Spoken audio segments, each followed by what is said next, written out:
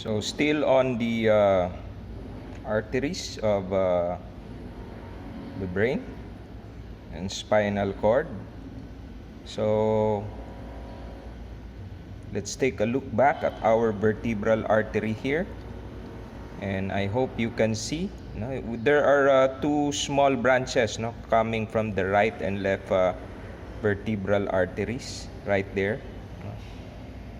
One vertebral artery from the right, one branch from vertebral artery from the right, another on the left, coming from the left, and they meet at the midline, at the center of the medulla oblongata and of the spinal cord, to form the anterior spinal artery right here. And then also we have small branches.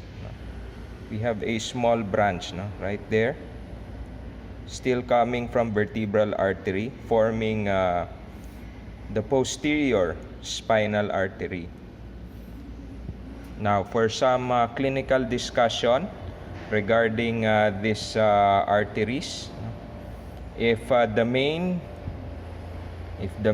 arteries, internal carotid vertebral arteries are obstructed, sample, we have obstruction here, so sometimes or most of the time, that will not produce any signs or symptoms of occlusion, because blood, remember, you have connection right to left and front to back, so if it's occluded at this point, blood coming from the posterior circulation can still reach the middle cerebral via the posterior communicating, and also blood coming from or flowing from the other side can reach the contralateral side.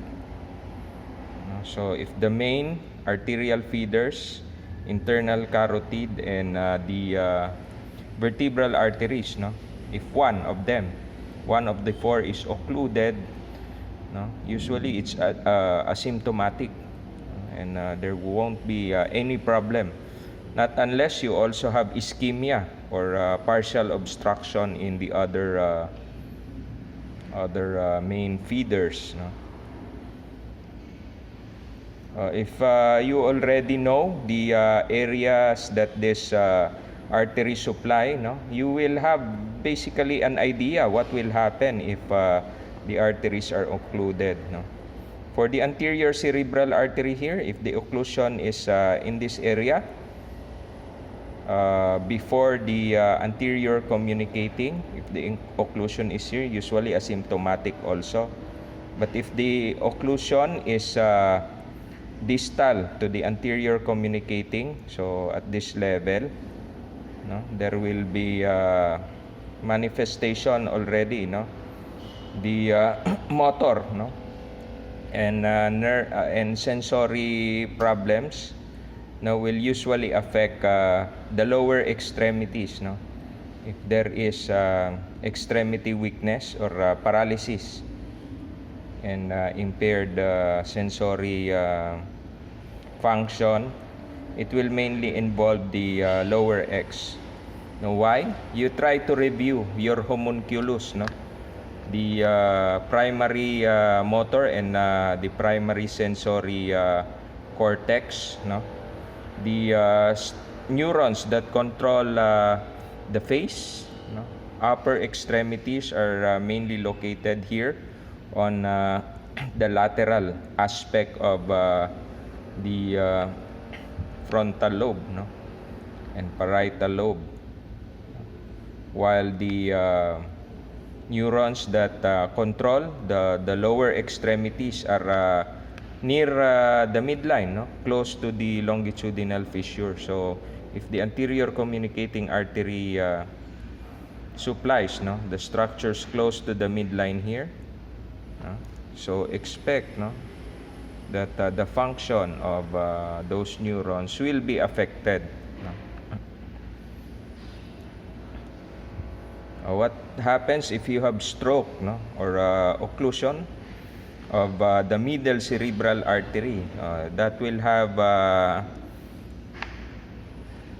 that will really manifest, no? Because large part of the body, both motor and sensory, no, is controlled by this lateral aspect of the frontal lobe and parietal lobe, no? So, and if the dominant hemisphere is involved, no, in most people the dominant hemisphere is the left hemisphere, so there will be problems with speech, no?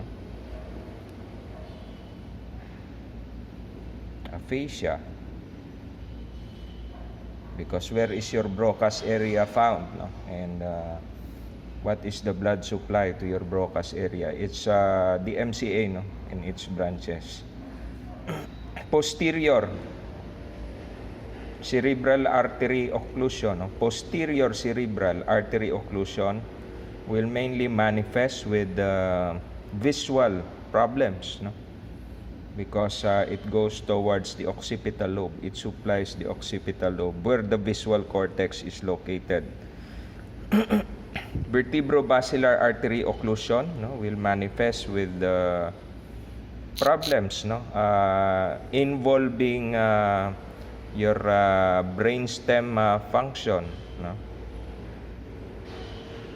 The vertebrobasilar vessels here and their branches mainly supply the cerebellum and the brainstem. So what will be the symptomatology, no, if you have lack or diminished blood supply going to the cerebellum, no? There will be balance problem, no?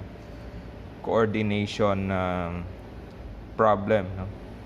Movement control, no? Problems, no? And for effects, no, on the brainstem, so there will be nausea, vomiting, no?